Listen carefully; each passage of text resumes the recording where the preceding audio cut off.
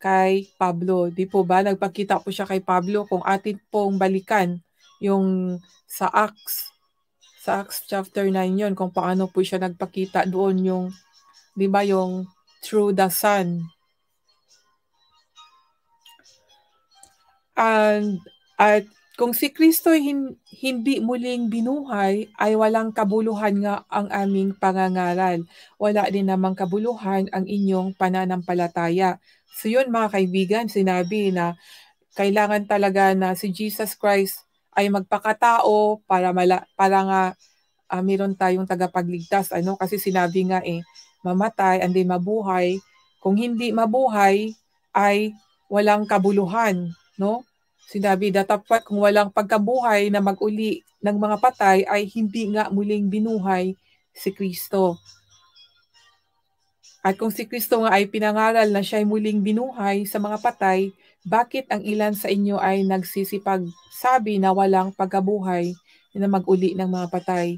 Ito po yun mga kaibigan, yung kagaya sa atin, if we recognize that we are a sinner at totoo po kahit buhay tayo, ngunit yun nga, naglalakad sa makasalanan. So inside our spirit is dead because of our sins, and mabubuhay po muli ang ating espiritu sa pamagitan ni Jesus Christ. At syempre pagtatanggapin po natin siya at pag maghumingi tayo ng tawad, no?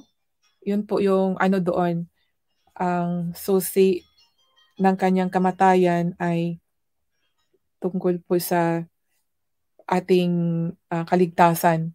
Ang susi ng kamatayan ni Jesus Christ para magkaroon ng kabuluhan. Kaya nga namatay siya at mabuhay muli, dahil kung hindi siya mabuhay muli ay walang kabuluhan. Gaya ng sinabi ni San Pablo.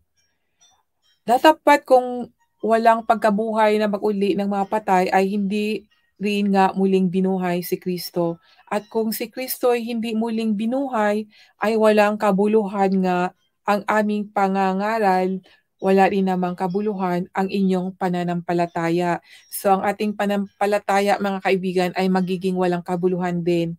'Di ba? Ang ganda po ng mensahe dito mga kaibigan. Ito madali lang naman ito at sandali lang. Ngunit meron akong ibang ibabahagi po mamaya.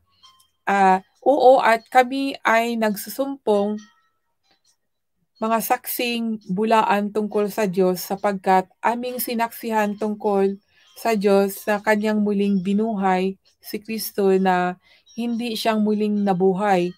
Kung tunay nga ang mga patay ay hindi muling binubuhay.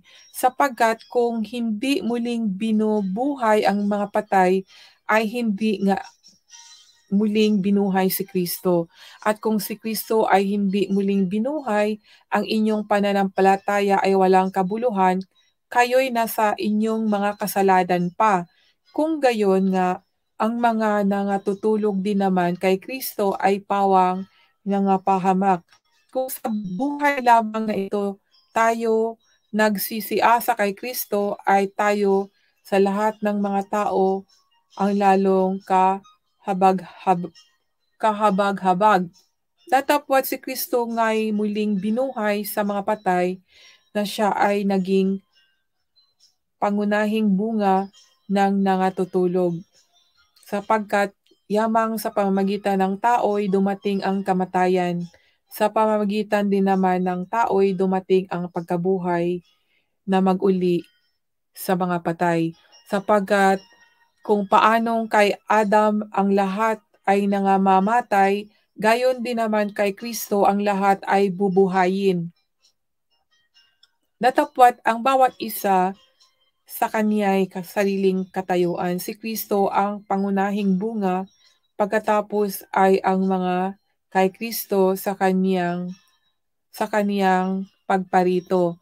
Kung magkagayoy darating ang wakas, pagka ibibigay na niya ang kaharian sa Diyos, sa makatuwid bagay sa Ama, pagka lilipulin na niya ang lahat na paghahari at ang lahat ng kapamahalaan at kapangyarihan. sapagkat kinakailangan siya'y maghari hanggang mailagay niya sa ilalim ng kanyang mga talampakan ang lahat niyang mga kaaway. Ang kahuli-hulihang kaaway na lilipulin ay ang kamatayan, sapagkat kaniyang pinasuko ang lahat ng mga bagay sa ilalim ng kanyang paa. Datapwat kung sinasabi ang lahat ng mga bagay ay pinasuko, ay maliwanag na itinangi yaong nagpasuko ng lahat ng mga bagay sa kanya.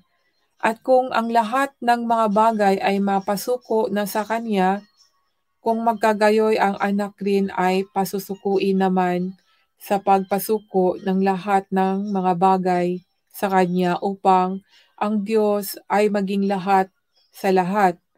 Sa ibang paraan, anong gagawin ng mga binabautismuhan dahil sa mga patay? Kung ang mga patay ay tunay na hindi muling binubuhay, bakit nga sila ay binabautismuhan dahil sa kanila? Ipinahahayag ko alang-alang sa ikaluluwalhati ninyo, mga kapatid, na taglay ko kay Kristo Jesus na Panginoon natin, na araw-araw ay nasa panganib ng kamatayan ako. Kung kayo'y nakipagbaka sa Epeso laban sa mga ganid ayon sa kaugalian ng tao, ano ang pakikinabangin ko? Kung ang mga patay ay hindi muling binubuhay, magsikain at magsisiinom tayo, yamang bukas tayo'y nangamamatay. Huwag kayong padaya. Ang masasamang kasama ay sumisira ng magagandang ugali. Kayo'y kilusin sa kahihiyan. Datapwat sasabihin ng iba, paanong muling bubuhayin ang mga patay?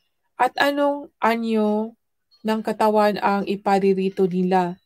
Ikaw na mangmang, ang inyong inihahasik ay hindi binubuhay maliban akong mamamatay.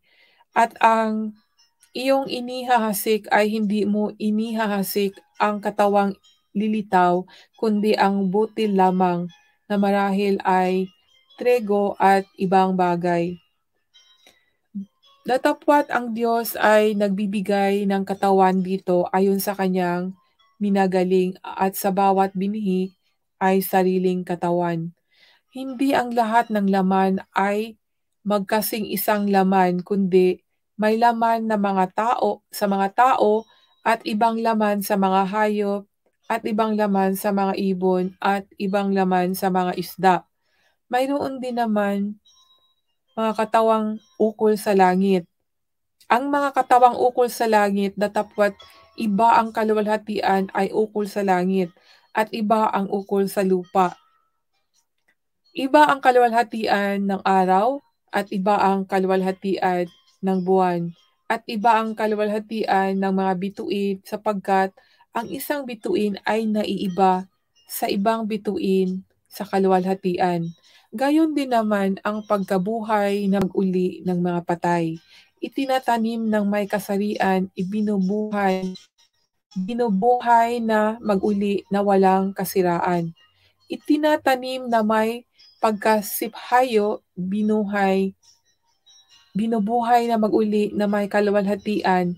Itinanim na may kahinaan, binubuhay na mag-uli na may kapangyarihan. Itinatanim na may katawang ukol sa lupa, binubuhay na mag-uli na katawang ukol sa espiritu. Kung may katawang ukol sa lupa, ay may katawang ukol sa espiritu naman. Gayon din naman nasusulat, ang unang taong ni Adam ay naging kaluluwang buhay, ang huling Adam ay naging espiritong nagbibigay buhay.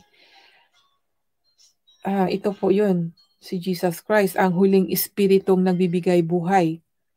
Dagaman, ang ukol sa espiritu ay hindi siyang una, kundi ang ukol sa lupa, pagkatapos ang ukol sa espiritu. Ang unang tao ay tagalupa na ukol sa lupa.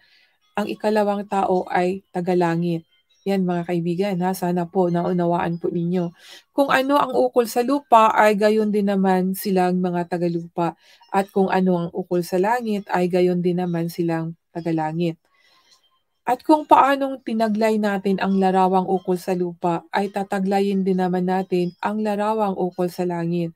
Sinasabi ko nga sa inyo nga ito mga kapatid, na ang laman at ang dugo ay hindi makapagmamana ng kaharian ng Diyos, ni ang kasarian ay magmamana ng walang kasarian.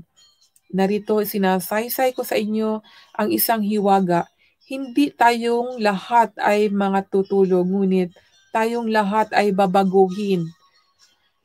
Isang sandali sa isang kisapmata sa huling pagtunog ng pakakak, sa pagkatutunog ang pakakak at ang mga patay ay mga bubuhay na mag-uli na walang kasiraan at tayo'y babaguhin. Sapagkat kinakailangan na itong mga kasiraan ay magbihis ng walang kasiraan, at itong may kamatayan ay magbihis ng walang kamatayan. Datapwat pagka itong mga kasarian ay mabihisan ng walang kasarian at itong may kamatayan ay mabihisan ng walang kamatayan, kung magkakagayon ay mangyayari ang wikang nasusulat, nilamon ng magtatagumpay ang kamatayan. Saan naroon, o kamatayan, ang iyong pagtatagumpay? Saan naroon, o kamatayan, ang iyong tibo? Tibo is victory. Ang tibo ng kamatayan, tibo is sting, ay ang kasalanan. Ang tibo ng kamatayan ay ang kasalanan.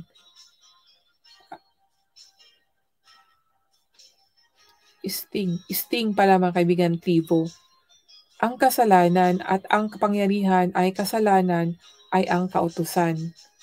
Datapwat salamat sa Diyos na nagbibigay sa atin ng pagtatagumpay sa pamamagitan ng ating Panginoong Hesukristo.